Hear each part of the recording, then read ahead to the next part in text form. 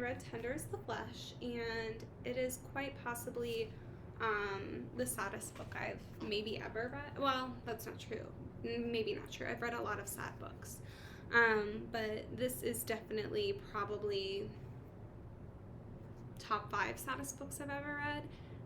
It's for sure in like the top 7, but I think it's also in like the top 5. I haven't ever sat down and like ranked it, but yeah, horribly sad. And it's titled Tender is the Flesh, and it is by Agustina Bazterrica, and she wrote it initially in Spanish, I believe. She's an Argentinian author, and I read it in English, and the translator was Sarah Moses. Yeah, that was the translator for the English version.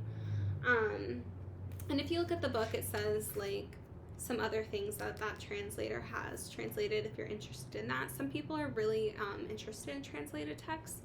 While that's not something I've like sought out or avoided necessarily, that is like a rising genre is my understanding. So if you're interested, if you read this and you're like, oh, if translated texts are your thing, then maybe you'll read some other stuff just translated. And if you don't need to read translated text, but like you really like this book, then of course in the back there are some other things that our author has written, that Agustina Bazterrica wrote, that you can check out. So yeah, so Tender's the Flesh.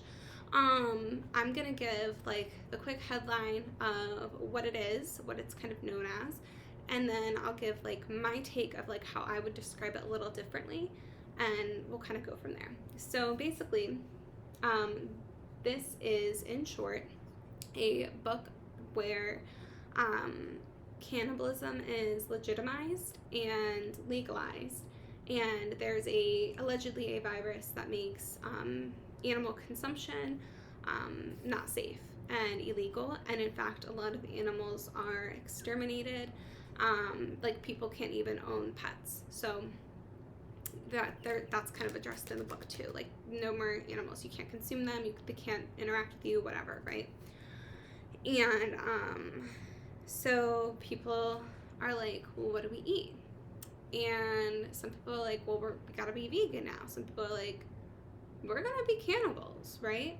And at first everyone's like, no. And then some people are like, well, maybe, da. Well, eventually it gets to a point. So like during that time of like chaos and unknown, that's called the transition, right? And then we're at where the book takes place, like the modern time is post-transition, right? So, or like after the transition.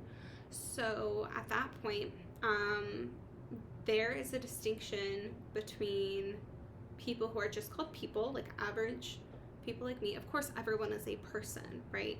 It's basically people who are humanized versus dehumanized. And the individuals who are dehumanized are called head, like head of cattle, or like a lot of cattle, like a lot of head, right? And so, or they're identified as like specifically like female head or male head, right? Head being like a person, like an individual within a lot or a herd, right? And it's kind of hard to talk about like the plot of how things transpire without inherently using dehumanizing language, and I believe that's the intent of the author, right? Because she does a great job of sucking you into this world. So and as I was writing my notes, I was like, oh, I hate that I worded it this way, or I hate that I worded that way, because it furthers the dehumanization, but also they are being dehumanized, right? So in order to talk about dehumanization and what is happening, sometimes you have to say things, you have to describe the dehumanization, basically. So, or I guess I have to, since I'm talking about it. So, yeah, so on the surface level, so that's what's happening, right? People who are considered not human are people who are, they go through meat processing plants. They are bred in breeding centers. They're not allowed contact with the outside world. And basically at this point in the story, there are individuals who basically were born in breeding centers with the purpose of being processed, who have never interacted with the outside world, been brought up in these centers, and then go from the center to the processing plant or what have you, whatever their purpose is, right? The same way we do with cattle or other animals. And that's what's happening in like the modern day of the book. But during the transition, there was a lot of like, well, who's the prey and who's eating, right? Like who's doing what. So that was very sad and interesting. And so on the surface level, this book is a discussion about veganism, the meat and animal industries in general. This is so gross and messed up, but there's a tannery as well. There are several. It's not just happening in the country where this is happening. This is international. Like they reference international trade and exports and things like that. So all the global powers, all the global governments have decided that this virus exists, and not every country immediately legitimizes cannibalism. We do get into like who's on board, to what extent, when did they get on board, all of that we kind of get in pieces throughout the story. But yeah, this isn't just one place, right? So so basically that's what's happening. And on the surface level, this is a discussion about veganism, use of animal products, farming industries, the meat packing industry in particular, cannibalism, of course, what makes someone human, but and government censorship and government control, right? Those are like the main things of this book. While that's true, I think that is just a little bit surface level, because while I did see all of those things, I also saw exploitation of women. I saw evidence of xenophobia, commentary on these things, right?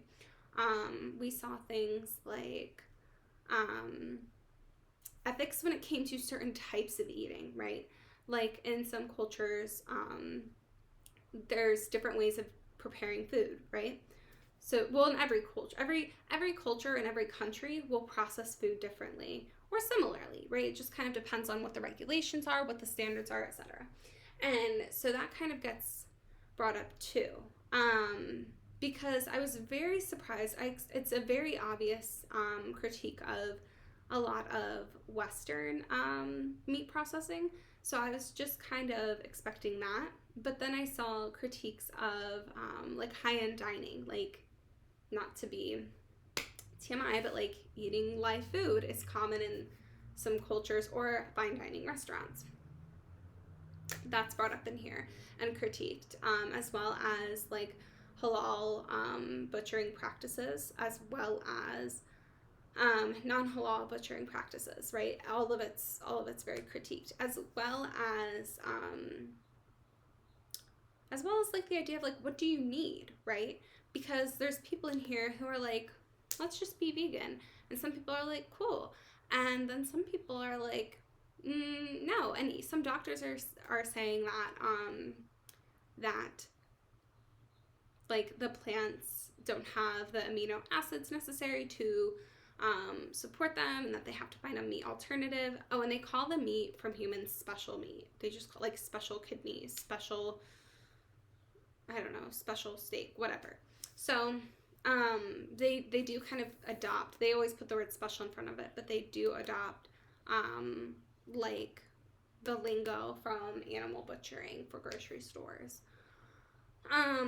So yeah, so it's very heavy. And it gets into the ethics of hunting, and I found that very, very interesting, because I'm from an area with a lot of hunters, and particularly deer, right?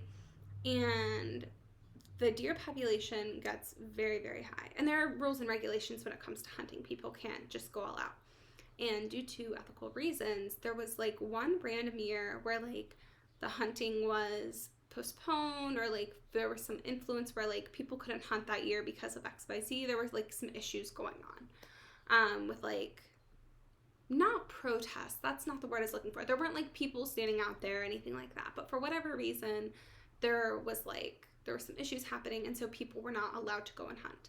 And because of the area we lived in, and this probably wouldn't take place in like actual nature, but because it's highways and things like that, like because there's so much man influence already, influence of man on the nature there, there was some conflict between like infrastructure and nature, to where like the deer started starving to death because they had less food to eat, because we had roads there, things like that. And so the next year they like brought the farming back, and also we get into the idea, so it's like population management, and they get into human population, resource scarcity. Is resource scarcity a real thing, or are people just being greedy? Like, we get into all that with this. And that's interesting to me because hunting can also be a cultural thing, right? It can be a sport that's shared with a family. And then we get into the ideas of, well, if it's a sport, is it an ethical one? And then some people say, well, if you hunt for fun and just like mount, and this is speaking about animals, not the books, but in general, like if you hunt and you just like mount a trophy, it's unethical. But if you hunt and you eat, then it's considered ethical, especially if you use all the parts. And so that also is cultural, and that's something that when we get into like native and indigenous cultures, that's kind of a conversation that comes up with a lot of people as well. So it's interesting like how many different conversations can come from this book. And I myself am not vegan. I actually was vegan for 2 years. That was several years ago. It did not work out for me personally, and yeah, and so with like that's a whole other thing, not really relevant, but I mean it kind of is, but it's whatever. So I'm not vegan, and I thought like, oh, reading this book, it's gonna be hard like for me to eat normally, or like is that gonna have an impact on me, or am I gonna want to try veganism again? Personally, like I don't know if this means I messed up in the head, but I'm not going to pursue veganism again, for the same reasons that I stopped pursuing it after those 2 years. I don't know, maybe I'm really good about like separating myself from the things I read. Now, would I sit there and eat some ground beef reading this? No, but like I would read this and then I would eat my normal meals at my normal meal times. But like, would I like sit down to dinner and pull this book out to read? No, it just would be kind of gross and weird. And I think that's part of the conversation as well. That being said, if we lived in a society where we could not eat animals, then I would be vegan, right? And that's what the whole tannery in the book reminded me of, right? Is because like, while here's the thing, if I were in this situation in the book, I simply would be vegan, right? Like, no question about it. I'm not eating people. So, but allegedly, right? Like, let's say that there are people who truly have to eat people in this hypothetical world, right? For medical purposes, they have to. That doesn't mean that you have to wear people as purses. That doesn't mean you have to have a person leather armchair. You don't need that. That's not a medical need. So it kind of gets into consumption practices as well. And it gets into the concept of like donating your body, donating your organs. It gets into the concept of like ethics of surrogacy, ethics of adoption, infertility treatments, grief, loss of a child, loss of a parent. There's so many things, honestly. So this is just an intro. I'm going to post some deep dives on this. I think what I'll do is I'm going to decide if I want to break this up by like chronological parts of the story, because the story itself is written in a part 1, part 2. So I'll decide if I want to do it that way or if I want to do it by topic. Normally I break it into chunks chronologically just because that's how my brain flows. So I think I'm going to do that. But this is not a late summer read. Oh, and one thing that stood out to me, I expected to be grossed out and scared and like, but like mostly grossed out, right? I was, and sometimes I was grossed out. I was less grossed out and more sad. Like, this book made me sad. especially at the very end. I'm not going to give a spoiler at this time. I might later, but not right now. But the last page and a half, I found my eyes like skipping to the next line and like having to really force myself to slow down, because in my head I was like, no, this can't be happening. Not after all the like it can't be happening after all the progress. It just can't. And then there was a part within that last page and a half where I was like, oh, that's just gut wrenching. And the last line just like, oh, it was like a punch to the gut. Like, truthfully, I after I finished that sentence, I put the book down and I just sat in silence for a few minutes. And then I picked it up. I reread the last sentence and then I put it down again. And I sat up in silence for a few seconds and I did it again. Anyway, you got the point. So this is not a light read. I think you'll be shocked at how not graphic it is. Now, what I mean by that, hold up, because there's some graphic parts. There are some parts where it like does walk you through the process of, like, for example, there's 2 job applicants who do a tour of the meat processing plant, and they go like walk through to see what the job would entail, right? So you do see the steps required for the processing, but they don't just go into like super descriptive detail to the point where I'm like, ugh, right? Because my thing is, I don't want to be grossed out, right? Like, I can talk in general about these things, I can read in general about these things, but I don't want to feel icky, right? Like, I'm more into it for the philosophical conversations that can come about versus like the ooh factor. That's just not my jam. So yeah, so that's why I really loved it. Like, it just made me think. And I read it the first time taking notes, but I think I'm going to read it a second time with no notes, just to like fully just take it all in. Yeah, it definitely had an impact on me. Yeah, so, and I actually almost didn't buy this. I was like, I picked it up in a Barnes & Noble. It's been on my to-read list forever, and I put it off because I was scared. But no, I should not have been scared. I should have just read it. But picked it up in a Barnes & Noble, and I put down, I was like, I'll just get it from my library. And then I thought, you know, if it's this controversial, I want to own it. I want to own it in print. So I bought it. I picked it back up, and I bought it, and I'm glad I did. And there's a lot of things that are referenced that actually do happen. There's some historical context as well. Yeah. I'm going to do a deep dive on it, but this is just the introduction.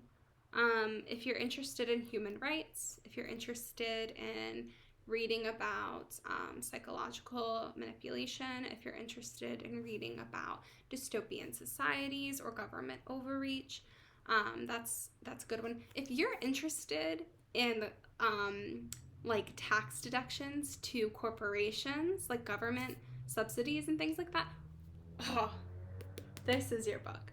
This is so fascinating the way it goes into it. This is fascinating. So, I don't know. A lot of people like myself are like, oh, I don't know. Just give it a try. Maybe you'll read it and you'll be like, this isn't for me, and put it down, right? But maybe you'll try it and you'll be like, wow, that really changed the way I think about some things. So I say give it a try. If you're not certain and you're not like, I'm going to commit and buy it, borrow it from a library, right? One thing I will say is the first place that Marcos, our main character, goes in the story is to a tannery. And I would say that's one part where I was like, like, that disturbed me more than the meat processing plant, quite honestly. Yeah, the tannery was very, very disturbing to me. In fact, I think the tannery may have been the second most disturbing place for me. And they don't go into crazy detail, and like the people are dead when they arrive there. I think they're dead when they arrive there, if I'm remembering correctly. Yes. No one is alive when they're there, okay? Because then I think it would be too much. So yeah, if you're not ready to commit to it, I would say do a library versus buying it. And I would say, if you approach the tannery and you're like, I would say, if you can, read past the tannery and see if you're still interested, right? Like the chapter after the tannery. Because I think being immediately approached with the tannery, it's like so much at once. But there are other parts that are much easier. And this book isn't just like immediate gore and constant suffering. Like, there's a lot of moments of small, peaceful joy and humanity. Like, remembering going to the zoo with his dad, right? Like, Marcos remembers and reflects on that a lot. And while it's bittersweet because his father is older and he's in assisted living, so it's kind of bittersweet, but like those little moments that so many people can connect to, right? Those human moments, really shine through. And also getting into people's motivations for this. Oh, capitalism. That's another thing that is critiqued in this book, capitalism. So it's just really fascinating. Yeah, it's really fascinating. I'm glad I read it. I think it's worth a read. I don't know. Not a late summer read, but it's a good read.